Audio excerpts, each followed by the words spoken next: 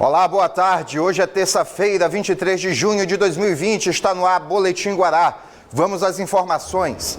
Após queda no número de novos casos da Covid-19 em um único dia, o Maranhão voltou a apresentar crescimento. Era algo já meio previsível, porque tivemos um número bem baixo no domingo, que destoou de todo o período da pandemia aqui no Brasil. Vamos ver os dados disponibilizados? Pode colocar na tela para mim, os dados são esses bem aí que vão aparecer, olha só. Os dados já estão aparecendo na sua tela, 70.689 casos confirmados no estado do Maranhão, 47.776 pessoas recuperadas da Covid-19, 1.760 óbitos até o momento. São 21.153 casos ativos no estado do Maranhão. Destes, mais de 20 mil pessoas estão isoladas em casa, 657 pessoas internadas em enfermaria, 390 internadas em UTI. São mais de 136 mil testes realizados, 65.071 casos descartados, 1.701 casos suspeitos. Dos novos casos, que totalizam 630 casos ontem, no dia de ontem, 25 na Ilha de São Luís, 10 em Imperatriz, 595 nas demais regiões do estado. Agora vamos ver como é que está a ocupação de leitos aqui no estado do Maranhão. Leitos exclusivos de Covid-19. É sempre bom destacar isso, para que as pessoas não confundam a totalidade de leitos. É apenas leitos exclusivos de Covid-19. E aqui nós temos a Grande Ilha. De 176 leitos de UTI, 153 estão ocupados. A taxa de ocupação é de mais de 86%, quase 87%. Leitos clínicos de 452, 172 apenas ocupados, taxa de ocupação de pouco mais de 38%. Bom destacar que ambos estão abaixo de 90% e isso é um dado confortável. Principalmente se levarmos em consideração que já foram diminuídos os leitos disponíveis aqui. Alguns já foram retirados, alguns leitos exclusivos. Em Imperatriz se mantém a quantidade de leitos exclusivos à Covid-19, tanto de UTI como clínicos. Temos 39 leitos de UTI ocupados, a taxa de ocupação de 72,22%. Leitos clínicos, 62 ocupados. Taxa de ocupação bem próxima à dos leitos de UTI, 72,84%.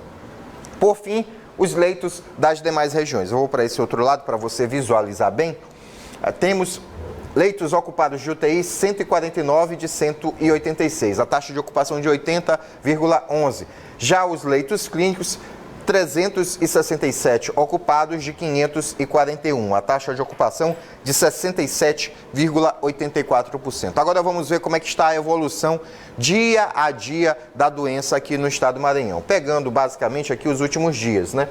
Aqui, para esses dados aqui, são da semana passada, alguns da semana, pega alguns dias da semana retrasada, e a gente pega basicamente aqui da terça-feira passada para data de hoje.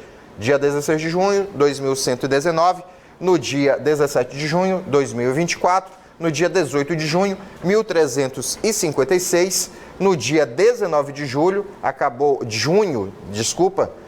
disparando para 2.409, subiu bastante, foram mais de 1.000 casos novos no dia 19 de junho, e aí caiu bastante no dia 20 para 1.173, na data de domingo, né, dia 21 de junho, 386, foi uma quantidade tão pequena de casos, né, em comparação a todo o restante do período da pandemia, que não deu nem para colocar o 21 de junho dentro da torre aqui, como tem sido em todos os outros dias. O numeral, né, a data, 21 de junho, teve que ficar fora, não caberia aqui. E no dia de ontem tivemos 630 casos aqui no estado do Maranhão, casos novos por dia.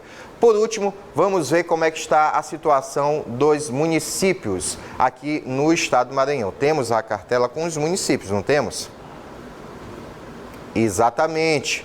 Calma, semideus. Tudo vai dar certo. Fé em Deus, viu? Tudo vai dar certo.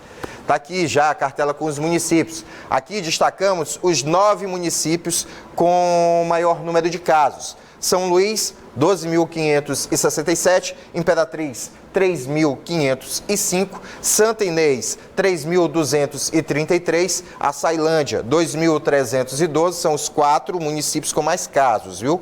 São esses aqui. Em quinto vem Zedoca com 1.855, em seguida Codó, 1.766, Chapadinha, 1.593, Bacabal, 1.530 e Barra do Corda fechando a relação dos 9 municípios com mais casos, com 1.176. Vou virar aqui para o outro lado novamente para você visualizar bem a relação dos restantes, porque depois de Bacabal, de Barra do Corda, temos Timon, Buriticupu, Santa Luzia, Pedreiras, fechando a relação aqui dos 13, né? A partir do 14º, Santa Helena, lá onde teve aquela manifestação contra o coronavírus, o povo não querendo utilizar máscara. Tá aqui, ó. Santa Helena, 14º município com mais casos de Covid-19. Coelho Neto em 15º, Urbano Santos em 16º, São José de Ribamar, que chegou a estar entre os 5 municípios com mais casos. Hoje é o 17º município com mais casos. Acabou controlando bastante o município de São José de Ribamar.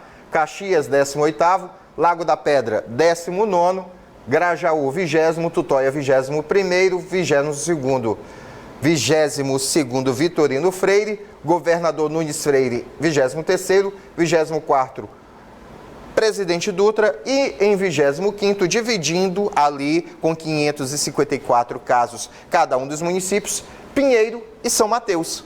2 municípios que têm clubes na Série A do futebol maranhense. Mas isso é assunto que a gente vai tratar daqui a pouco no bloco de esporte. Mas é interessante ver, né? Pinheiro tem 554 casos, São Mateus 554. São 2 municípios que têm representantes na Série A do futebol maranhense, disputando a elite do futebol maranhense. Mas Pinheiro não está querendo jogo lá não, viu? Pinheiro, eu afirmo para vocês, não estão querendo jogo lá. Inclusive, a reunião que estava acontecendo entre a Federação Maranhense de Futebol e representantes dos clubes acabou agora. Daqui a pouco a gente vai destacar isso. Agora vamos ver os números no campo nacional. Eu quero lembrar sempre a vocês que nós fazemos um comparativo entre o que o Ministério da Saúde divulga e o que é divulgado por um consórcio formado por um grupo de empresas de comunicação aqui do Brasil. E isso acaba gerando uma disparidade entre esses números. Quer conferir? É só ver aqui, ó. Segundo o Ministério da Saúde, temos 1 milhão, na realidade, 1.106.470 casos confirmados de Covid-19. Segundo o consórcio, nós temos na realidade 1.113.606 casos confirmados da Covid em todo o país. A diferença entre um e outro é de 7.136 casos. 7.136.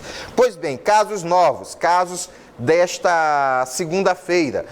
Segundo o Ministério da Saúde, 21.432. De acordo com o consórcio, 26.421 casos novos. A diferença, 4.989 casos a mais aqui, segundo o consórcio. Já em número de óbitos, o Ministério da Saúde diz que 51.271 pessoas morreram por conta da Covid-19. Já o consórcio diz que foram 51.406 pessoas que morreram. São 135 pessoas que padeceram a mais, de acordo com o consórcio. Mas essa informação não consta para o Ministério da Saúde. Fique em casa, porque nós voltamos já com o Boletim Guará e a preparação para a volta de bares e restaurantes. É depois do intervalo.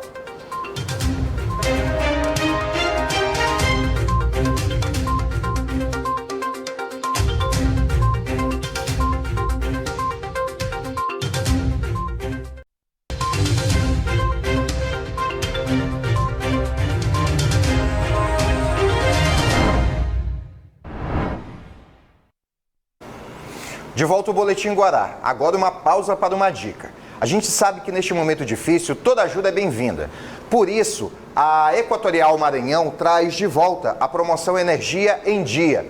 É uma promoção pensada para realmente ajudar as pessoas. São sorteios todo mês de 1 ano de supermercado de R$500. Isso mesmo, 1 ano de supermercado de R$500 por mês. É uma boa notícia, né?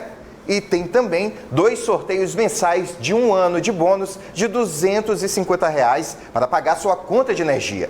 E ainda prêmio extra, 15 casas serão contempladas com 12 mil para a troca de eletrodomésticos e reformas. E no final da promoção tem sorteio de um carro 0 km. Vou te falar, hein? São prêmios que vêm na hora certa, justo quando todo mundo está precisando. Para participar, basta estar em dia com a Equatorial. Não fique de fora. Faça o cadastro em energiaemdia.equatorialenergia.com.br. Mais do que nunca, nesse momento, conte com a energia da Equatorial Maranhão. Na manhã de hoje, a Polícia Rodoviária Federal do Maranhão atendeu a uma ocorrência de incêndio em veículo. Um micro-ônibus pegou fogo na altura do quilômetro 12 da BR-135, na saída de São Luís. O Corpo de Bombeiros foi acionado e chegou ao local poucos minutos após o chamado. O trânsito ficou interrompido por alguns instantes, mas voltou a fluir ainda pela manhã. Não houve vítimas e nem feridos na ocorrência. Vamos continuar falando da PRF, uma equipe de policiais rodoviários federais que realizava ronda noturna na BR-316, foi abordada pelo condutor de uma caminhonete que estava parada às margens da rodovia com uma mulher em trabalho de parto. O motorista observou a presença da viatura da PRF e pediu ajuda. O parto foi realizado nas primeiras horas de hoje, na altura do quilômetro 62 da BR-316, no perímetro do município de Governador Nunes Freire, próximo à divisa com o Pará. Os agentes desceram, observaram que a criança já havia nascido e chorava. Eles passaram algumas instruções e procedimentos imediatos e pediram para a caminhonete acompanhá-los até o hospital. Os policiais acionaram os profissionais de saúde que prestaram o atendimento necessário, verificando que o bebê passava bem, sendo uma criança do sexo masculino que ainda não havia recebido o nome. Esse nome, inclusive, pode ser alguma homenagem a esse fato inusitado, mas não sejamos tão criativos nessas homenagens, tá bom? Porque alguns nomes até assustam, algumas homenagens.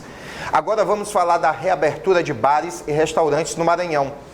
Nossa produção recebeu um vídeo do empresário Gustavo Araújo, presidente da Associação de Bares e Restaurantes do Maranhão, comentando o assunto. Ele revelou que foi antecipada em 2 dias a reabertura dos estabelecimentos no estado. Olá, amigos e amigas, donos de bares e restaurantes da nossa capital São Luís e de todo o Maranhão. É hora de boas notícias. Acabei de receber uma ligação do nosso secretário Marcelo Tavares, chefe da Casa Civil, onde o mesmo informou que o governador Flávio Dino, através de estudos e análises criteriosas, resolveram acatar o pleito da categoria e antecipar a nossa retomada de atividades para o dia 27 deste mês. Ou seja, teremos um primeiro final de semana para que possamos trabalhar. Quero agradecer imensamente ao governador Flávio Dino, à sua equipe de governo, ao deputado Duarte Júnior, que intermediou muitas dessas reuniões, e deixar o nosso muito obrigado a cada um de vocês que acreditou e que continua acreditando no nosso trabalho. Um forte abraço a todos, é hora de retomada. Foi justificável para a movimentação ser mais intensa na Avenida Litorânea, porque nesse final de semana, mesmo sem bares e restaurantes funcionando, o que a gente via por lá era de assustar.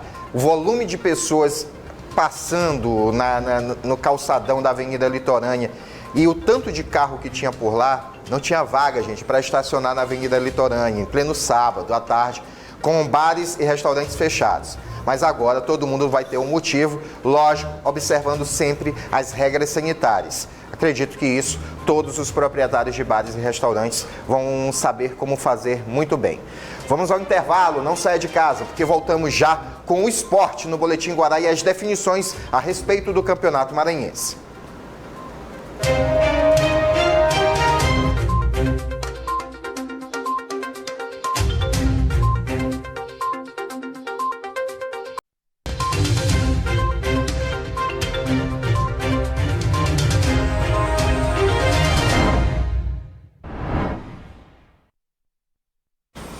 De volta ao Boletim Guará. Perdeu alguma informação aqui? Não se preocupe, só acessar o nosso canal no YouTube, Jornalismo Guará. Todas as nossas reportagens estão lá. Acesse também nosso site www.portalguará.com. As principais notícias, os destaques do Maranhão e do mundo, você confere no portalguará.com.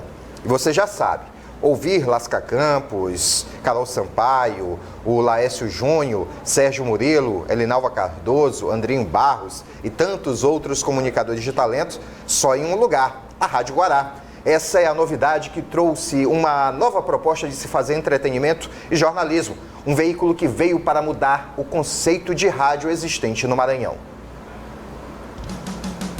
Todas as tribos em uma só conexão. Todos os ritmos para todos os gostos. Vem aí a Rádio Guará. Música e informação sem alienação. E um deles da rádio, também é da TV, está aqui, Laércio Júnior. Laércio, boa tarde, porque boa é hora tarde, do Jota. Esporte aqui no Boletim. Isso. Laércio já está aqui. E, Laércio, hoje pela manhã teve a reunião da federação com os clubes. Isso. A gente começa falando sobre essa reunião entre os clubes e a Federação Maranhense de Futebol, sobre o retorno da Série A do futebol no estado. Durante a reunião, eu soube que teve um desentendimento entre dirigentes dos clubes, o negócio ficou meio tenso. Conte um pouco sobre essa confusão que aconteceu, onde um dos clubes até chegou a ameaçar sair do campeonato. Que clube foi esse? Porque, na realidade, JF, o importante é você pensar também na pandemia como um todo. Sim. Só que quando vai para a reunião, cada um pensa no seu umbigo, né? Você observa aí a reunião. Esse de amarelo aí, da ponta esquerda baixa do teu vídeo, pode colocar, por favor, do lado esquerdo aí, do canto esquerdo baixo da sua tela, o Miltinho. Miltinho Aragão, né? Ele foi emparedado aí pelo presidente do Mota e também pelo presidente do Sampaio Corrêa, porque o Juventude Samas aproveitou essa parada para não desfazer o time, manteve a equipe em atividade, realizou várias atividades, contratou por último agora o Ulisses, e o Miltinho Aragão é defensor do jogo lá em São Mateus e mais, com portões abertos. Com a presença de público no estádio. Que isso. Ele acredita que daqui para agosto não dá para você prever o que vai acontecer e que os números estão em declínio. Só que o estádio Pinheirão na cidade de São Mateus é um dos que menos tem condições para você receber futebol no que diz respeito ao campeonato como um todo em condições normais. Muita coisa precisa ser feita e o próprio prefeito já disse que vai fazer. Ficar um pouco complicado. O certo é que aquela votação de 4-4 da semana passada se manteve no 4-4 e a federação se absteve do voto de Minerva. Não definiu que o campeonato segue com o regulamento atual. Provavelmente teremos os jogos nas sedes com portões fechados, né? Inclusive já temos data para o retorno do campeonato. Essa data prevista para o reinício da competição é o dia 5 de agosto, uma quarta-feira, com os jogos entre as equipes do 5 de agosto, uma quarta-feira, com o Imperatriz enfrentando o Sampaio Corrêa no Frei Epifânio da Abadia e com o Juventude Samas enfrentando o Maranhão Atlético Clube, né? Esse é o jogo que é importante, porque dia 5 de agosto. Dia 5 de agosto. Juventude Samas em São Mateus, Sampaio e Imperatriz jogando lá na região Tocantina no dia 5 de agosto. O reinício dos treinamentos já está previsto para o próximo dia 6 de julho. Não primeiro, como já estava previamente antecipado. No dia 6, portanto, as equipes devem se reapresentar e terão um prazo de até o dia 4 de agosto para reinscrever os seus jogadores. Ou seja, os times terão liberdade para montar um elenco novo se quiser. O Maranhão já disse que vai reforçar, o Sampaio vai colocar quase um time inteiro, o Pinheiro Atlético Clube é a mesma coisa, o Imperatriz mais ou menos com a base, enfim, os times para mudar, para inscrever, para modificar, para trazer um jogador que estava no outro time atuando, agora pode. Por exemplo, o Ulisses que jogou no Cordino, vai aparecer jogando no Juventude Samas. O Eloy. Essa era a novidade que nós falamos no final do programa de ontem, deixamos para hoje, o Laércio está trazendo aqui. O Ulisses é novo contratado do Juventude Samas. Pois é, e o Eloy deve aparecer jogando no Imperatriz, né? O que pega na reunião? Porque o Mota e o Sampaio Corrêa querem condições. E o Mota e o Sampaio são os carros-chefes do futebol. Mota, Sampaio e Maranhão Atlético. Queiram ou não, são os times mais tradicionais do nosso futebol, os maiores detentores de títulos, os times que têm perspectiva. O Mota tem um campeonato brasileiro, o próprio Juventude tem um campeonato brasileiro, mas o Mota tem um brasileiro pela frente, o Sampaio tem a Série B pela frente. O que os presidentes querem? Condições para jogar nessas cidades. Condições de testes, condições sanitárias para que o jogador fique hospedado em um bom hotel. Por exemplo, banheiro. O vestiário do campo do Juventude Samas tem apenas um vaso sanitário para 22 jogadores. Lá no estádio, uma lateral do estádio é onde fica a arquibancada toda do estádio. a cabine de imprensa é bem próxima, o banheiro tem um sanitário. Eles precisarão fazer uma adequação, até para o jogo sem público. E isso precisa acontecer. Claro que o Juventude Samas voltou agora, aliás, entrou agora no campeonato. A cidade não estava acostumada a esse tipo de situação. Precisa de algumas mudanças. E, a princípio, ela terá que ser feita para a realização dos jogos. O que o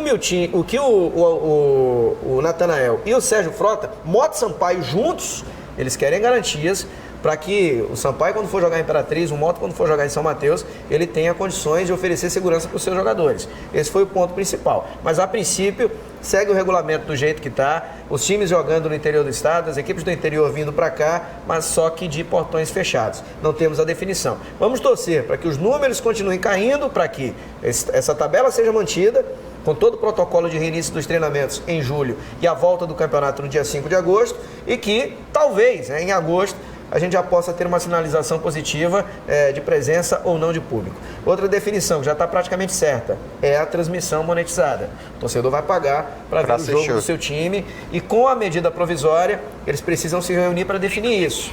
Por exemplo, o Imperatriz enfrentando o PAC, o mando de campo é do Imperatriz.